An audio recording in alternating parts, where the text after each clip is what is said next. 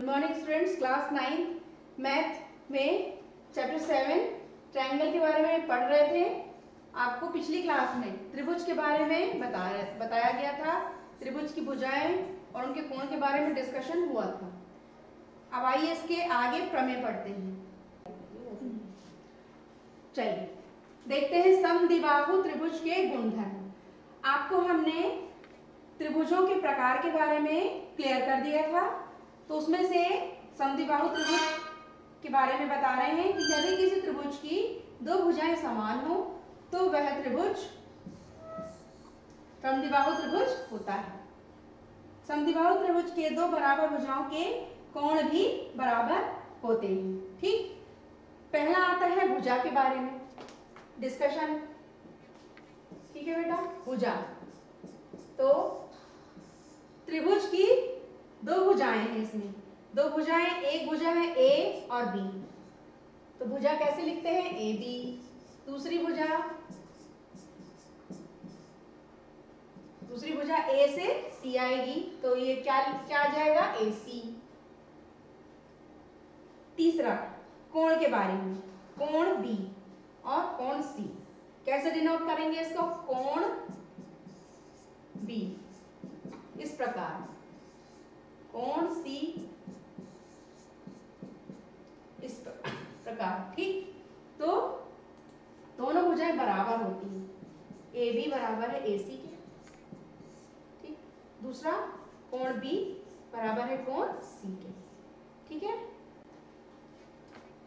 प्रमेय, यदि किसी त्रिभुज की दो भुजाएं बराबर हो तो उसके सम्मुख कोण भी बराबर होते हैं, या एक समद्विबाहु त्रिभुज की समान भुजाओं के सम्मुख कोण समान होते हैं।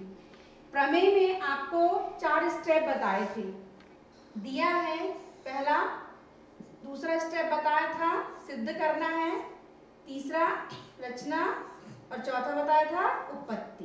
ठीक, तो दिया है, इसी स्टेटमेंट से निकालेंगे, ये कहलाता है स्टेटमेंट। ओके, तो स्टेटमेंट में से यदि किसी त्रिभुज की दो भुजाएं बराबर हो, यहां तक लेना है आपको, यहां तक आपका दिया है आ जाएगा। ठीक, क्या दिया है, त्रिभुज एबीसी एक समद्विबाहु त्रिभुज है, दो भुजाएं जिसकी बराबर होंगी वो कहलाता है समद्विबाहु, तो समद्विबाहु। ठीक, जहां ए बी बराबर ए सी, ये क्या है, ए बी भुजा है, ए सी के बराबर है। ठीक है, ये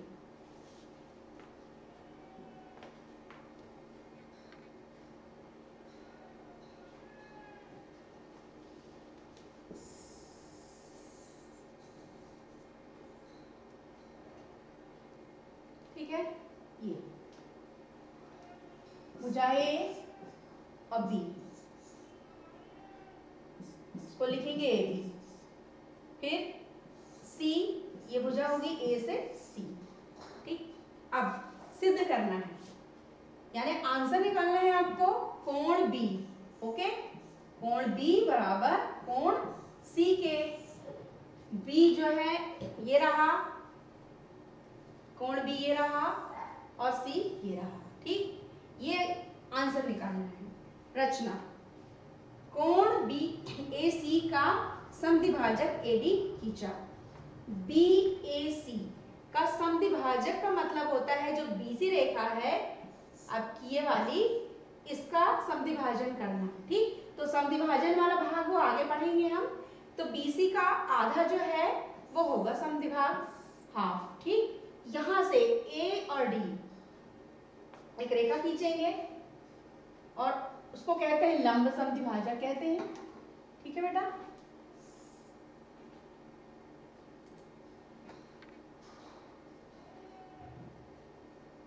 ये कहलाएगा लंब। ए से एक रेखा खींचेंगे, बीसी पर अध्यारोपित हो रही है, तो उसको कहेंगे ए से डी, ये कहलाएगा लंब समद्विभाजक।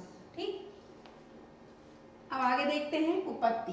उपपत्ति मतलब इसको सॉल्व करना। ठीक, त्रिभुज ए बी डी में, अब आप चित्र को देखें तो एक त्रिभुज के दो पार्ट हो गए, कौन कौन से, A B D.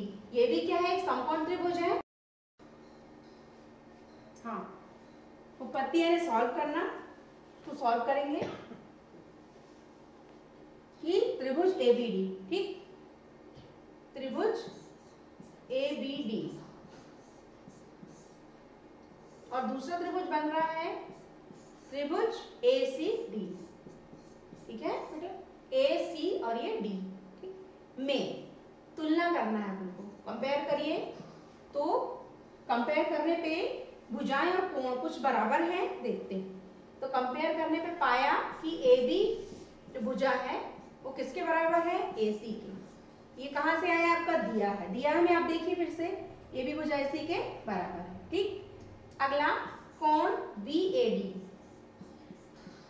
B A D means देखो बी ए और डी बराबर है कोण सी ए डी के।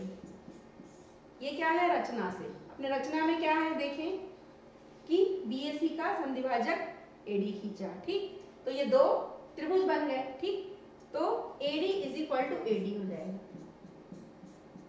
इसका मतलब क्या है कि ए डी जो भुजा है, तीसरी भुजा जो है, वो दोनों में क्या है, त्रिभुज में क्या है, कॉमन है, उभयनिष्ठ है, ठीक।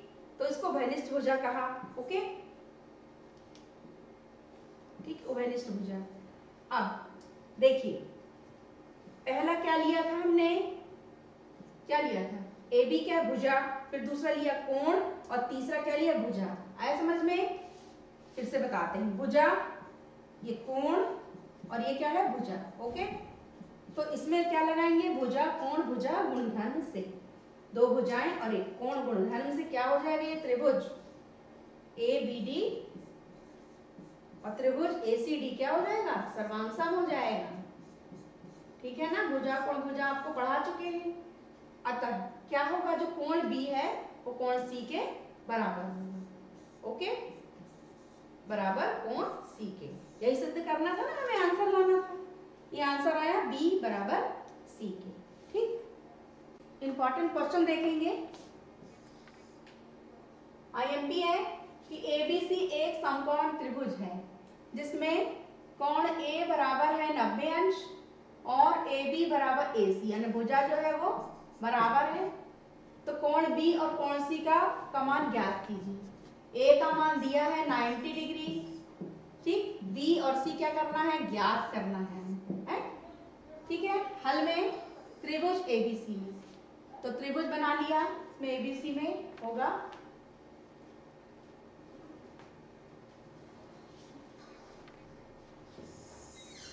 ये त्रिभुज एबीसी में कोण ए 90 डिग्री है,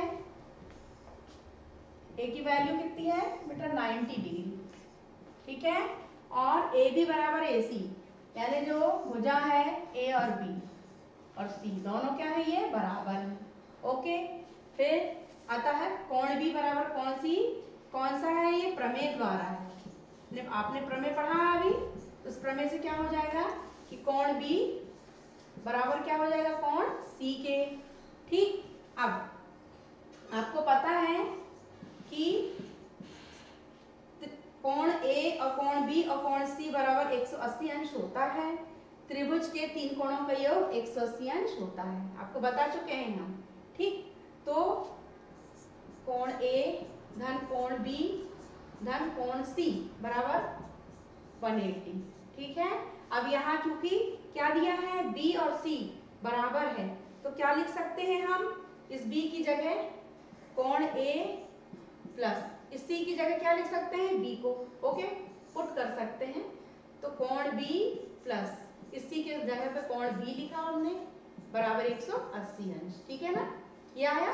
अब कोण ए प्लस बी और बी 1b और 1b 2b होता है, ठीक है। तो 2 कोण B is equal to 180 degree हो जाएगा, ओके, ये यहाँ लिखा है। तो 2 कोण B is equal to 180, okay. तो 180 माइनस क्या होगा 90, ठीक, 90 डिग्री इज इक्वल टू ये 90 हो जाएगा।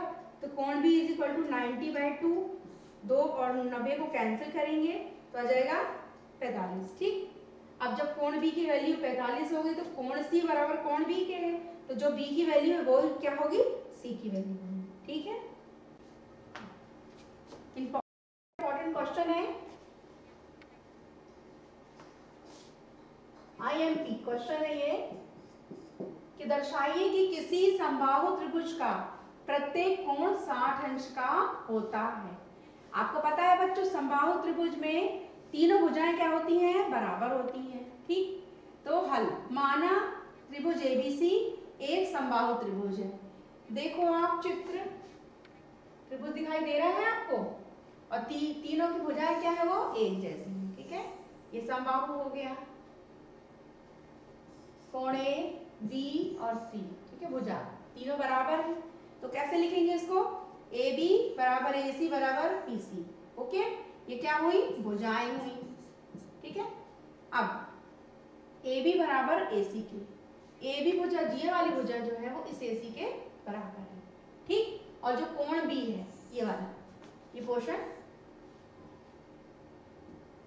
कोण B और कोण C ये भी बराबर है। ठीक, तो समान भुजाओं के सम्मुख कोण, समान भुजाएं कौन सी ली है? A और B ली है, तो उसके सम्मुख कोण क्या हुआ? B और C हुआ। ठीक, तो ये, तो CB is equal to CA, जो CB है इज इक्वल टू क्या हो जाएगा? CA के होगा।